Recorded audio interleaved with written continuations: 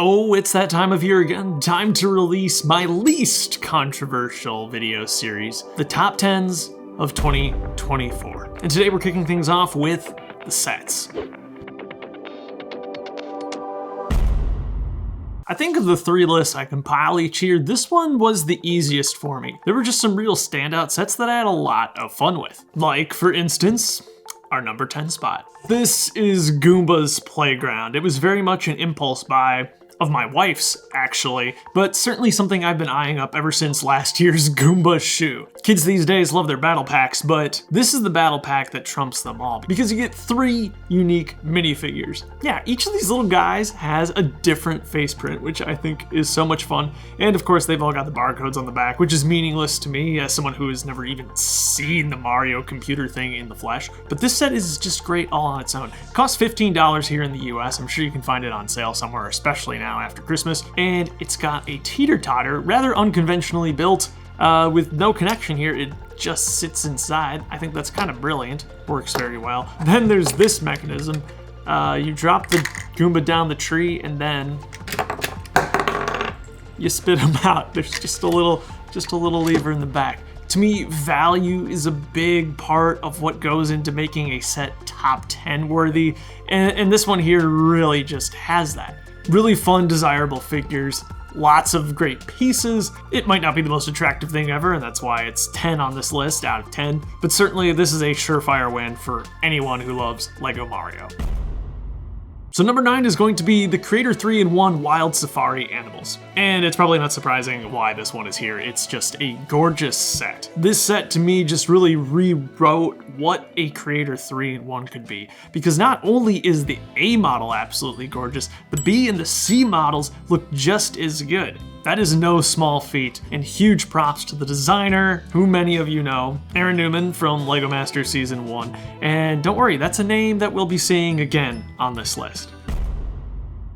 Let it just be said that I hate cars. I hardly drive anymore. I usually bike everywhere here in town. But now with winter here, that's definitely going to change a little bit. Nonetheless, I'm still absolutely fascinated by pretty much everything that the Speed Champions theme cooks up. And the new Lamborghini Lambo, or whatever ridiculous name they're calling this one, just really looked something else to me. The set benefits massively, not only from its stickered and printed elements, but also just from the amazing new molds that have been released through the Speed Champions line in the last few years. And it gives you something that really is much more akin to building a model car than building something out of Lego. I could blab on and on about this, but honestly, I'm just so impressed with the design, the final appearance, and how unique of a set this is.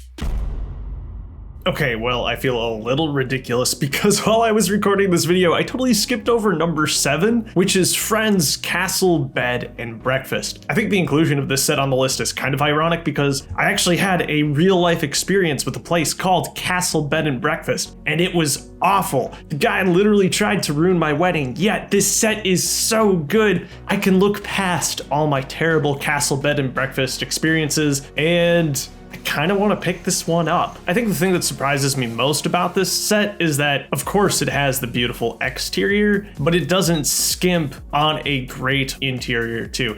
In fact, I feel like this is one of the best interiors I've ever seen on a LEGO model. There's just so much going on inside. It feels like a very lived-in space. Every year, Friends just really keeps bringing it.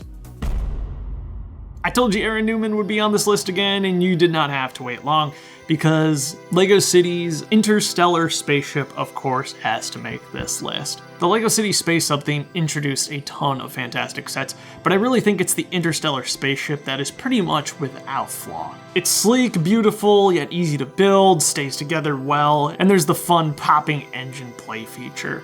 This, more than any of the other space sets, really brought me back to the era of classic space. It reminds me of something I could have gotten in Mars Mission even. Absolutely awesome stuff. The number 5 spot goes to a recreation of one of my all-time favorite sets. This is the Microscale Ninjago City Gardens. This was released as an insider reward and could be redeemed for as low as 1,800 points, which is, you know what, a pretty good deal, especially when you get a set that's almost 400 pieces. And this set makes the list just because it really captures the magic of the larger Ninjago City Gardens perfectly at this tiny scale. Chi Wing Lee and Marcus Rohlbuehler are credited with co-designing this set. Marcus was responsible for the original Ninjago City Gardens and more recently Ninjago City Markets as well. I haven't had a chance to crack this one open yet, but I think I could probably just part it together with pieces from my collection. That's the great thing about this too. There's no crazy rare elements or figures included in here, so even though it does serve as kind of a gift with purchase deal, it really doesn't lean into the FOMO nearly as hard as some of the other gift with purchase items. Plus, this thing has been available for quite a while at this point. I was even able to pick up the OG Ninjago City here still in November. And again, I don't know if they'll still be on Lego.com by the time this video releases at the end of December, but if they are, 1,800 points is not a bad deal for either of these. At the very least, they make for really great parts packs. My number 4 pick is even a bit of a surprise to me, but I had a tremendous amount of fun with the Dune Atreides Royal Ornithopter. I do not dabble in Technic very often, and there is no denying that it was a confusing and sometimes frustrating building experience, but that mostly just boils down to the fact that I'm not used to building with these very different elements. But between the spectacular functions that the Ornithopter offers and the pretty solid lineup of figures, there's a lot to love with this particular set. And since we'll likely never get another Dune-based set, I think this one is going to stand the test of time very well. While other people who do these silly little top 10 lists love to put expensive items on them, I do not, because how can a Lego set be good and be $400? Unless it's Rivendell, and Rivendell was $500, wasn't it? Holy crap. Yet, the Collector's Edition Burrow really does it for me. To me, this is the perfect blend of playset and display set. A fully enclosed house. And I won't go on too much about this. I've got a whole video comparing all the Burrows together where I gush about it plenty there. But to get something like this, with the whole lineup of Weasley figures, where you can get so much interior detail and a beautiful, fully enclosed exterior, that's exactly what I want from a Harry Potter direct-to-consumer set. And this has definitely been my favorite Harry Potter direct-to-consumer set since the reboot. Though it is ironic that the Weasleys, notoriously poor, now have what I imagine is the largest Lego house ever officially produced. Naturally, I've already destroyed and parted out the number 2 set, but that's not because it isn't amazing. No, the Badlands Mineshaft has more than earned its spot right here at the top. This is another set designed by Marcus Rohlbuehler, and it is without a doubt the best Minecraft set of the year. It really took me back to those classic sets from 2014, 2015, with a terrain-based build, tons of mobs, and some great play features packed in too. And on top of that, it makes for a great Dark Orange battle pack, and I am a sucker for Dark Orange. If you only pick up a few Lego Minecraft sets from year to year, I think this is the must-have set from 2024. It's really going to bulk out your minifigure and mob selection, and it's going to give you some excellent parts for building some Mesa-based Minecraft terrain.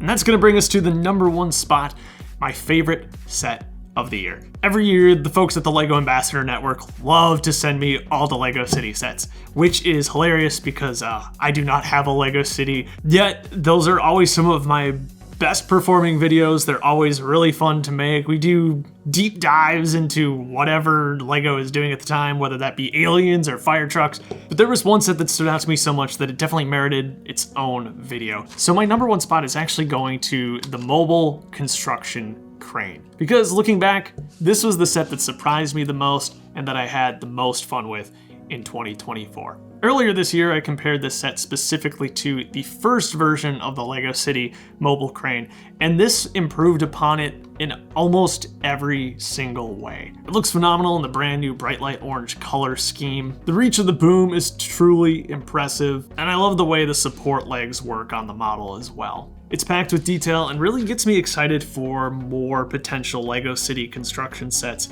in the future. And needless to say, it pairs perfectly with the construction excavator that was released alongside it.